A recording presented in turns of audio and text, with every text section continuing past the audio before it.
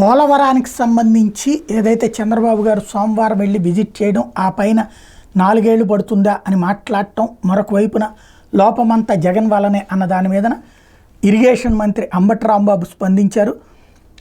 ప్రమాణ స్వీకారం చేసిన 5 రోజులకే సోమవారం చంద్రబాబు పోలవరాన్ని సందర్శించారు. ఆదివారం అధికారంలోకి వచ్చిన ఉత్సాహంతో ఆయన చేసిన తప్పులన్నీ వైఎస్ జగన్పై నెట్టేందుకు ప్రయత్నించారు. కానీ పోలవరం పూర్తి చేయాలంటే ఇంకా 4 ఏళ్లు పడుతుందని అధికారులు చెప్తున్నారంటూ బాబు వెల్లడించారు. పోలవరంలో విధ్వంసానికి వైఎస్ జగనే కారణమని ఆయన పదే పదే చెప్పే ప్రయత్నం చేశారు. నిజానికి 2019కి ముందు చంద్రబాబు చేసిన చారిత్రక తప్పిదాలే పోలవరం విషయంలో సంక్షోభం వచ్చింది. ప్రాజెక్టు నిర్మాణంలో బాబు వ్యూహాత్మక చారిత్రక తప్పిదాలే ఈ పరిస్థితి దారితీసినాయి. ముందుగా గోదావరి ప్రవాహాన్ని మళ్లించేలా స్పిల్వే, తర్వాత ఎగువ కాపర్ డ్యాం, దిగువ కాపర్ డ్యాం పూర్తి చేయకుండా డయాఫ్రమ్ వాల్ నిర్మాణాన్ని చంద్రబాబు చేపట్టడమే దీనికి ప్రధాన కారణం. డయాఫ్రమ్ వాల్తో పాటు ఎగువ కాపర్ డ్యాం, దిగువ కాపర్ డ్యాం పనులు సమాంతరంగా చేపట్టారు. జర్మనీకి చెందిన బావర్ సంస్థ డయాఫ్రమ్ వాల్ని పూర్తి చేసి 460 కోట్ల బిల్లులు తీసుకుంది.